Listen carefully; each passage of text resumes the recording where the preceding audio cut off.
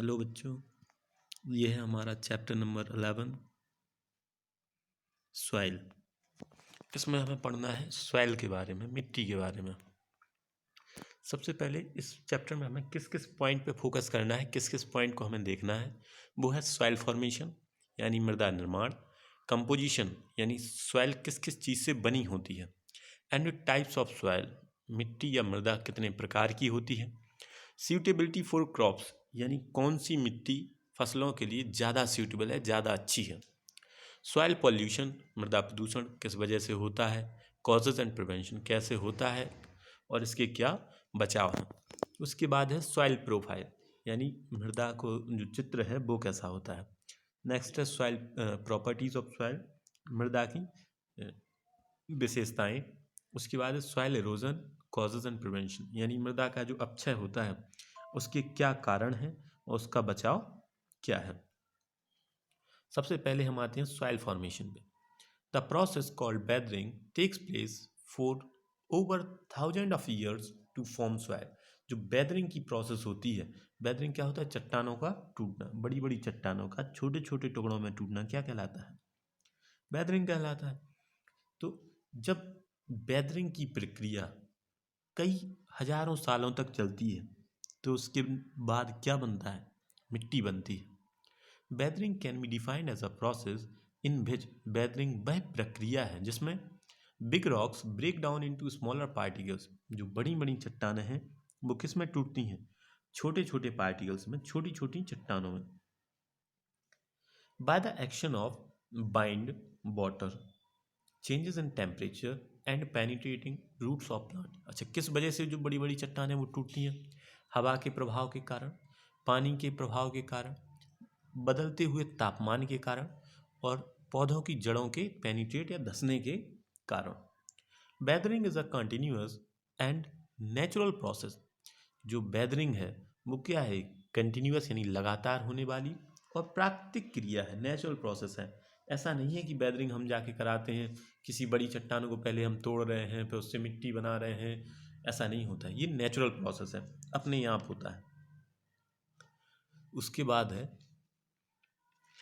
which is facilitated by heat, cold, bind, rain, frost। जिसको कैसे गति पकड़ सकता है, जिसमें स्पीड कैसे आ सकती है, जो मिट्टी का निर्माण है वो जल्द शीघ्रता से कैसे हो सकता है, कैसे, या तो गर्मी की वजह से या ठंड की वजह से, हवा की वजह से, बारिश की वजह से और फ्रस्ट यानी कोहरे की वजह से।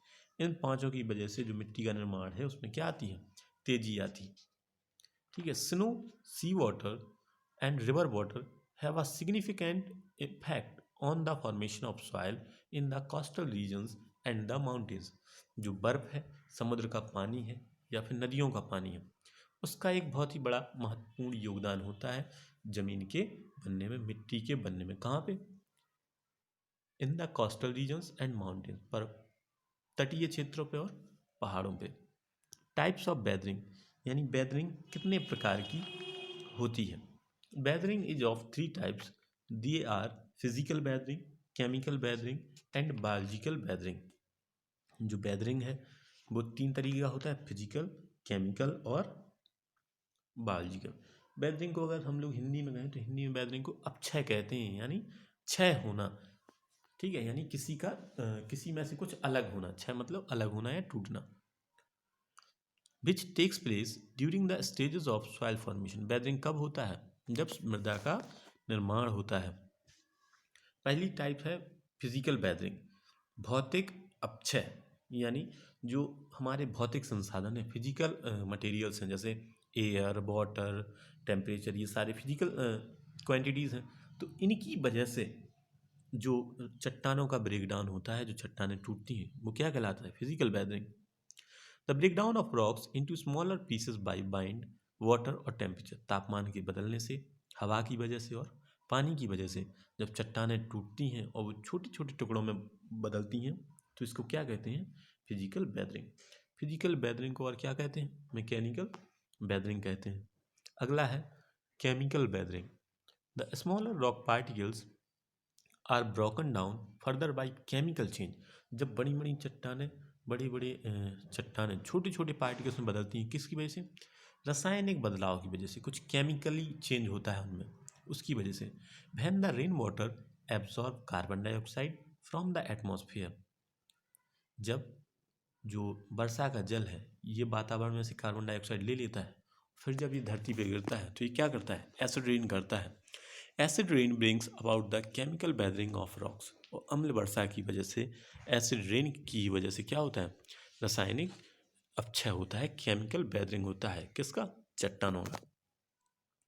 नेक्स्ट है बायोलॉजिकल वेदरिंग, यानी जैविक अपक्षय।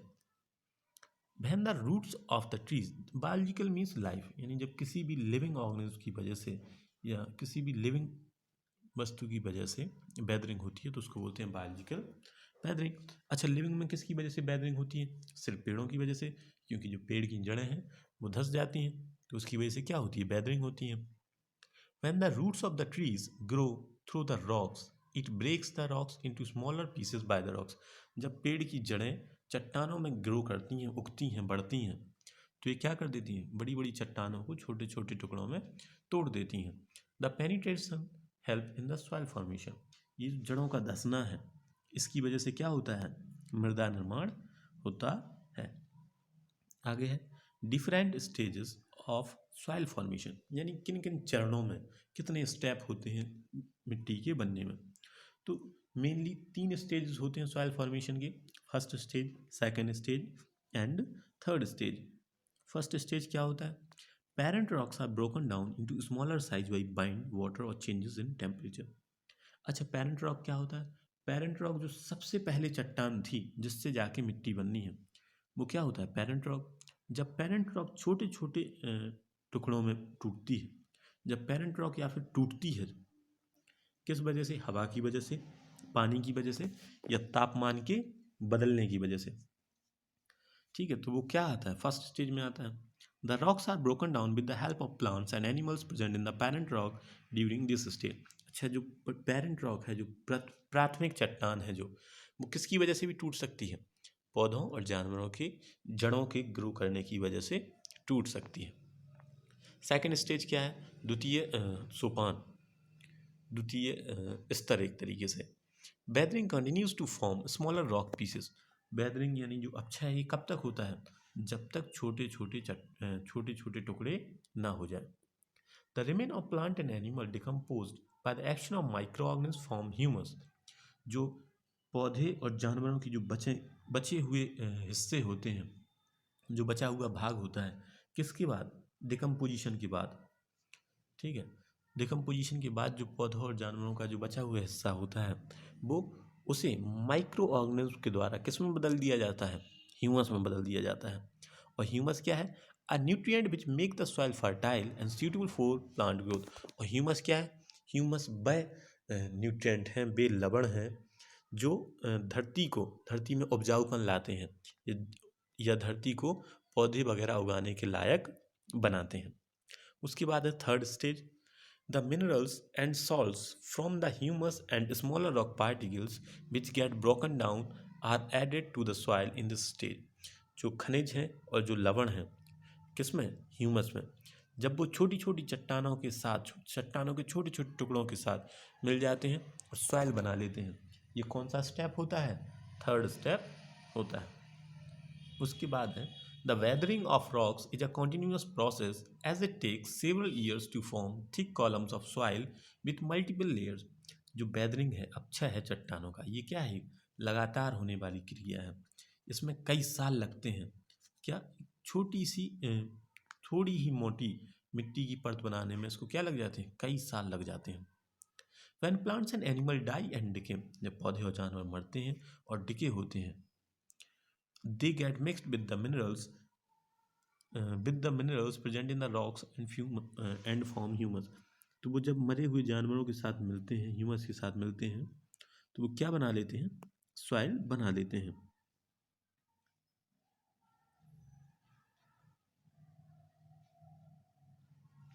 इसके बाद है when micro organism in the soil decompose these plants and animal remains. जो माइक्रो ऑर्गेनिज्म हैं, जो ऐसे बहुत सूक्ष्म जीव हैं जो वो सॉइल को क्या करते हैं, डिकम्पोज करते हैं। सॉइल में जो ये पौधे और जानवरों के अवशेष हैं उनको क्या करते हैं, डिकम्पोज करते हैं, विघटित करते हैं।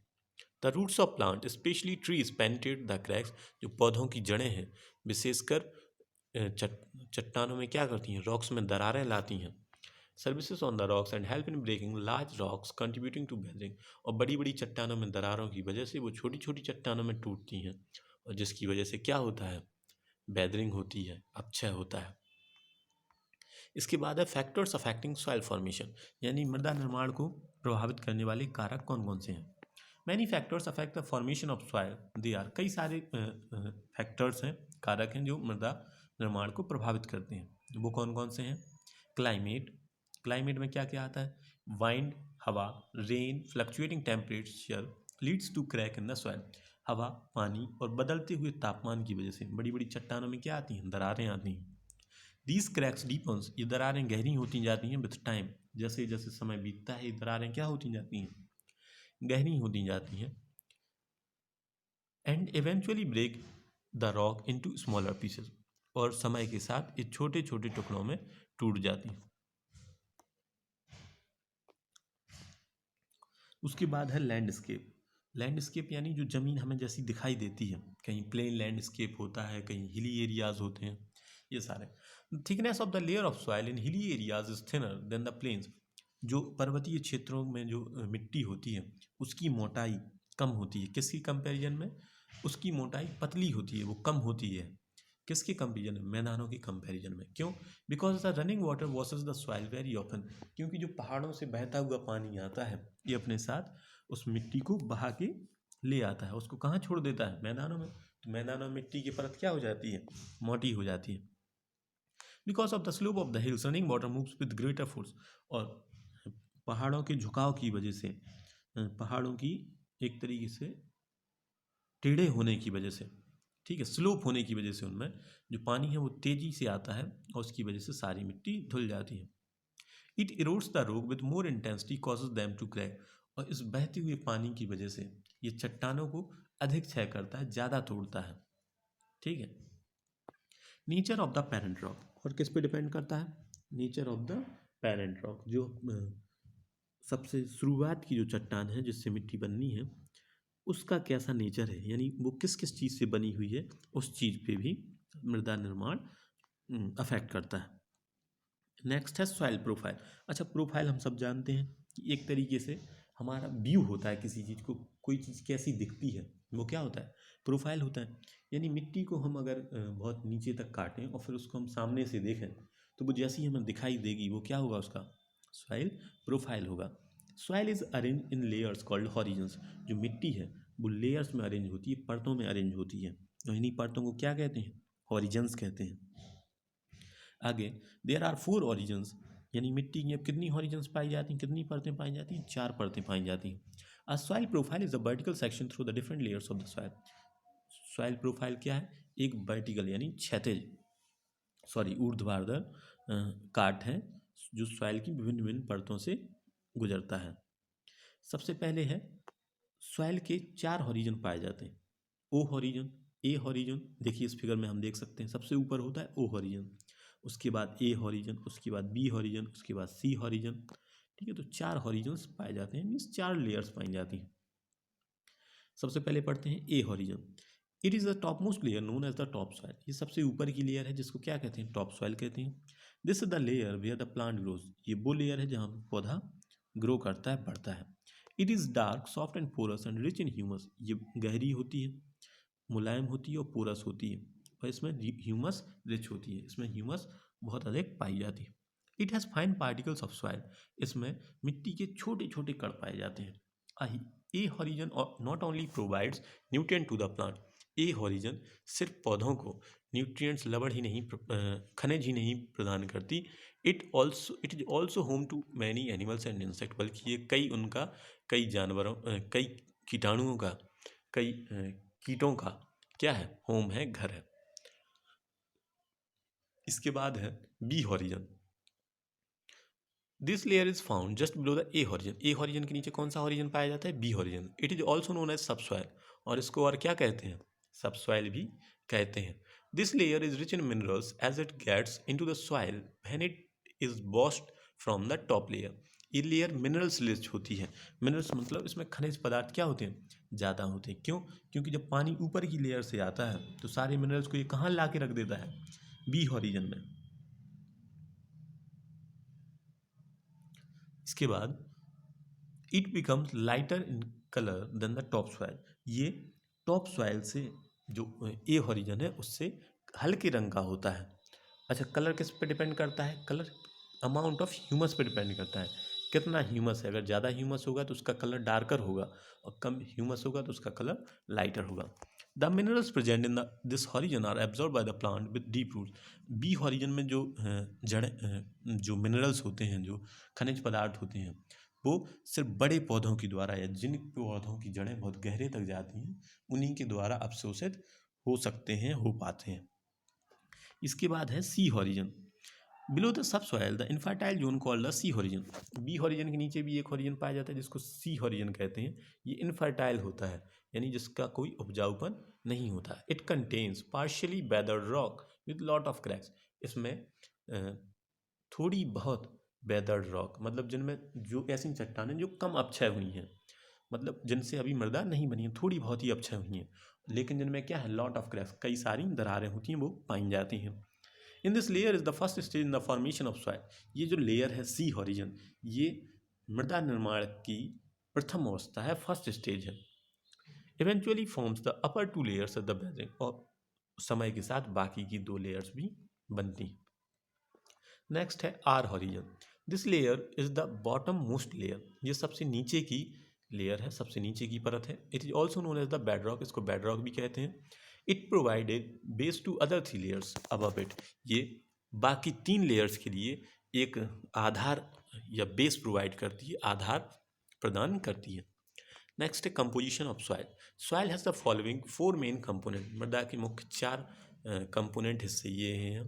दे आर पैरेंटल मटेरियल, पितृ सामान, वाटर पानी, हवा, और ऑर्गेनिक मैटर। ऑर्गेनिक मैटर मतलब जीवाश्म पदार्थ। It also has soil organisms and minerals. Parental materials are the rock particles made of different sizes and it is part clay, sand और gravel. जो पेरेंटल मटेरियल है चट्टानों के, वो अलग अलग साइज के हो सकते हैं, अलग अलग आकार के हो सकते हैं। जैसे वो क्ले हो सकते हैं, क्ले मतलब बहुत महीन, बहुत छोटे रॉक के पार्टिकल। सैंड जो बड़े साइज सैंड के पार्टिकल हैं वो सैंड होते हैं, और जो मीडियम साइज के रॉक के पार्टिकल्स हैं वो क्या होते हैं, ग्रेवल होते हैं। अच्छा, क्ले मीन्स चिकनी मिट्टी होता है, सैंड मतलब बालू, और ग्रेवल मतलब कंकड़ होते हैं। ठीक है। सबसे पहला है वाटर यानी पानी। Soil contains water which is absorb by the plants for photosynthesis. मिट्टी में क्या होता है, पानी होता है, जो किसके द्वारा एब्जॉर्ब होता है, जो पौधों के द्वारा अवशोषित होता है फॉर फोटोसिंथेसिस। प्रकाश संश्लेषण के लिए पौधों द्वारा पानी जमीन में से अवशोषित होता है। ठीक है। और जमीन में क्या पाया जाता है, air. Air is found in the space between the soil particles. जो मिट्टी के जो कण हैं उनके बीच में क्या पाई जाती है, हवा पाई जाती है। Oxygen present in the soil is used by the plants root during respiration. पौधे श्वसन के दौरान इसी इन पार्टिकल्स के बीच में जो ऑक्सीजन प्रेजेंट है उसी से क्या लेते हैं, ऑक्सीजन प्रदान करते हैं, ऑक्सीजन लेते हैं। Organic matter humus. Organic matter जैविक पदार्थ, क्या पाया जाता है, humus. Humus is made up of decaying and dead plants and animals. Humus किससे बनता है, मरे हुए या अपघटित हुए या पौधों और जानवरों के बचन खुचन से बनता है। Humus aids fertility to the soil by providing nutrients present in it. जो ह्यूमस है ये मिट्टी को उपजाऊपन प्रदान करता है। किस वजह से, क्योंकि इसमें क्या पाए जाते हैं, कई सारे न्यूट्रिएंट्स, एक तरीके से खनिज पाए जाते हैं। Humus also increases the soil texture and water holding capacity of the soil. जो ह्यूमस है ये मिट्टी की पानी को रोकने की क्षमता को बढ़ाता है। सॉइल ऑर्गेनिज्म, अब मिट्टी में कई सारे ऑर्गेनिज्म पाए जाते हैं, जीव पाए जाते हैं। बैक्टीरिया एंड फंगी, बैक्टीरिया और कवक are present in the soil. ये भी कहाँ पाए जाते हैं, मिट्टी में पाए जाते हैं। Other organism like earthworms, ants, millipedes are also found in the soil. दूसरे जीव जैसे अर्थवॉर्म यानी केंचुआ, आंट, चींटी, मिलीपेड्स वो होते हैं, एक कीड़ा होता है एक तरीके का, are found in the soil. ये कहाँ पाए जाते हैं? मिट्टी में पाए जाते हैं। The organism help in aerating and loosening the soil. ये जो जीव हैं ये किस में मदद करते हैं? ज़मीन में एयर के बने रहने में, यानी जब ज़मीन में हवा बनाए रखने में, और ज़मीन को लूज़ करने में, मुलायम बनाने में मदद करते हैं। उसके बाद है मिनरल्स यानी खनिज। अच्छा, खनिज किस पे डिपेंड करता है? पेरेंट रॉक पे डिपेंड करता है। Clay and sand contains minerals like silica, iron, magnesium, potassium, calcium. जो क्ले है, जो चिकनी मिट्टी है, और जो सैंड यानी जो बालू है, उसमें कौन कौन से मिनरल पाए जाते हैं? उसमें सिलिका पाया जाता है, आयरन पाया जाता है, मैग्नीशियम पाया जाता है, पोटेशियम पाया जाता है, कैल्शियम पाया जाता है, which are absorb by the roots. इन्हें कौन अवशोषित करता है? पौधों की जड़ें। These are necessary for the healthy growth of the plant. ये जो मिनरल्स हैं ये पेड़ की अच्छी ग्रोथ के लिए बहुत ही आवश्यक है। इसके बाद है प्रॉपर्टीज ऑफ सॉइल यानी मिट्टी की खासियत, यानी मृदा की विशेषताएं एक तरीके से, है ना। एब्जॉर्प्शन यानी अवशोषण। The ability of a particular type of soil to absorb and retain water is called water holding capacity. किसी विशेष प्रकार की मिट्टी की पानी को अवशोषित करने की या पानी को पकड़े रहने की जो क्षमता होती है उसको क्या कहते हैं? एब्जॉर्प्शन कहते हैं, वाटर होल्डिंग कैपेसिटी कहते हैं। कोई मिट्टी कितना पानी रोक सकती है, कितना पानी अपने अंदर समाये रख सकती है, उसको उस मिट्टी की क्या कहते हैं? Water holding capacity. नेक्स्ट है मॉइस्चर यानी ज़मीन में जो नमी होती है। Take 2 gram of soil in a dry test tube and heat it, you will see water droplet moisture is present in the soil. अगर हम लोग 2 ग्राम सॉइल को एक सूखी टेस्ट ट्यूब में गर्म करेंगे तो हम क्या देखेंगे कि उस टेस्ट ट्यूब में वाटर की, जल की बूंदें हैं। ये क्या बताता है? ये बताता है कि जो मिट्टी है उसमें क्या प्रेजेंट होता है, क्या उपस्थित होता है? उसमें मॉइस्चर प्रेजेंट होता है, नमी होती है मिट्टी में। And it has the capacity to hold water. ये बताता है कि मिट्टी में कैपेसिटी है किसकी? पानी को होल्ड करने की, अपने पकड़े रहने की। Since different soils have different water holding capacities, the amount of moisture present in each type of soil will be different. अलग अलग प्रकार की मिट्टियों में की अलग अलग वाटर होल्डिंग कैपेसिटी होती है, सबकी अपनी अपनी क्षमता होती है कि कौन कितना पानी पकड़ के रख सकता है, कितना होल्ड कर सकता है। इसी के आधार पर अलग अलग मिट्टियों में मॉइस्चर कंटेंट क्या होता है? अलग अलग होता है। Water easily passes through Sandy soil. जो पानी है वो बलुई भूमि से, सैंडी सॉइल मतलब जिसमें सैंड ज़्यादा हो, जिस मिट्टी में, उस मिट्टी से आराम से पास कर जाता है, आराम से निकल जाता है। This causes this soil cause water logging. Clayey soil takes up water slowly but can hold up water a lot. जो क्लेई सॉइल है, जो चिकनी मिट्टी है, ये पानी को बहुत धीरे धीरे अवशोषित करती है, लेकिन ये पानी को क्या कर सकती है? होल्ड करके रख सकती है, अपने अंदर समाहित करके रख सकती है। अच्छा, जो दलदल होता है ये किस मिट्टी की वजह से होता है? क्लेई सॉइल की वजह से, क्योंकि ये पानी को होल्ड करके रख सकता है और नीचे नहीं जाने देता है। These soils cause water logging, और इसी मिट्टी की वजह से वाटर लॉगिंग होता है, पानी फंस के रह जाता है। चोकिंग प्लांट रूट्स, जो पौधों की जड़ें हैं वो क्या कर जाती हैं? चोक हो जाती हैं, जाम हो जाती हैं एक तरीके से। And finally leading to the death of the plant, अंततः पौधे की मृत्यु हो जाती है, पौधा खत्म हो जाता है। Loamy soil hold the right amount of moisture for plant growth. जो लोमी सॉइल है, जो दोमट मृदा है, ये पौधों के लिए प्रॉपर या जितनी ज़रूरत है उतना मॉइस्चर होल्ड करके रखता है। नेक्स्ट है percolation rate. Percolation means the movement of water through the soil. Percolation means पानी का मिट्टी से मूवमेंट करना, पानी का मिट्टी में से क्या करना? निकलना, एक तरीके से छानना, कि अगर मिट्टी रखी है ऊपर हमने पानी डाला तो कितना पानी नीचे जाएगा, ये उसका पर्कुलेशन रेट होता है। Percolation rate is the speed at which water flows through the pores in the soil. Percolation rate वह स्पीड है, वह गति है जिसके द्वारा पानी मिट्टी के पोरों से नीचे आता है। Soil having high water holding capacity, जिस मिट्टी की वाटर होल्ड करने की कैपेसिटी ज़्यादा होगी उसका पर्कुलेशन रेट क्या होगा? कम होगा, ऑब्वियस सी बात है। इसके बाद है टाइप्स ऑफ सॉइल, मिट्टी के प्रकार। Soil are of different types because of their water absorbing capacity. मिट्टी कई तरीके की होती है, किसके आधार पे? पानी को एब्जॉर्ब करने के, अवशोषित करने के आधार पे। Because of the difference in the size of the particles. अच्छा, और ये पानी को अवशोषित करने की में जो अंतर होता है, कोई कम अवशोषित कर पाता है, कोई ज़्यादा कर पाता है अवशोषित, ये किस वजह से होता है? मिट्टी के कणों की वजह से, कि जिस मिट्टी के कण जितने छोटे हैं वो पानी को उतना ज़्यादा अवशोषित कर पाएगा, है ना। आगे देखते हैं। In the previous classes you have learn that the three type of soil, हम पिछली कक्षाओं में हमने पढ़ा है कि 3 तरीके की मिट्टी होती है, सैंडी सॉइल बलुई मृदा, क्ले सॉइल चिकनी मिट्टी, लोमी सॉइल दोमट मृदा। इन्हीं को हमें पढ़ना है। इसको देखते हैं। Sandy soil contains large coarse particle called sand. जो सैंडी सॉइल होती है इसमें बड़े पार्टिकल्स किसके होते हैं? सैंड के बहुत ज़्यादा पार्टिकल्स होते हैं, मतलब बहुत ज़्यादा बालू होती है। It has a gritty nature, इसका खुरदरा इसका जो टेक्सचर है इसको छूने पे कैसा लगता है? गिरगिटी, यानी खुरदरा सा लगता है। It has lot of air space between them, इसमें बहुत ज़्यादा हवा का एयर स्पेस होता है इसके बीच में। It is well aerated and can not hold water for long, इसमें हवा पर्याप्त मात्रा में होती है, इसलिए पानी को अवशोषित बहुत देर तक रोक के नहीं रख पाती। This soil is mainly found in the deserts and marshy area, ये जो इस तरीके की मिट्टी है ये मुख्यतः रेगिस्तानों में और मार्सी एरियाज यानी दलदली क्षेत्रों में पाई जाती है। सेकेंड है clayey soil. Clayey soil has the fine particles made of clay, clayey soil के जो पार्टिकल्स होते हैं वो सबसे महीन पार्टिकल्स होते हैं, ठीक है। They have little air space between them, और उनके बीच में बहुत कम हवा का हवा के लिए स्पेस होता है, जगह होती है। Water will not drain as them quickly, और उसमें से पानी बहुत आसानी से नहीं निकल पाता।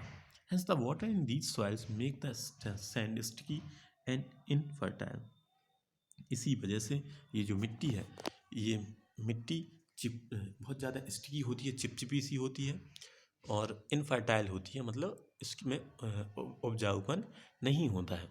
थर्ड है loamy soil. Loamy soil has large and fine particles of sand silt and clay. Loamy soil में हर तरीके के पार्टिकल्स पाए जाते हैं, सैंडी सॉइल के भी पार्टिकल्स पाए जाते हैं, क्लेई सॉइल के भी पार्टिकल्स पाए जाते हैं और सिल्ट भी पाई जाती है।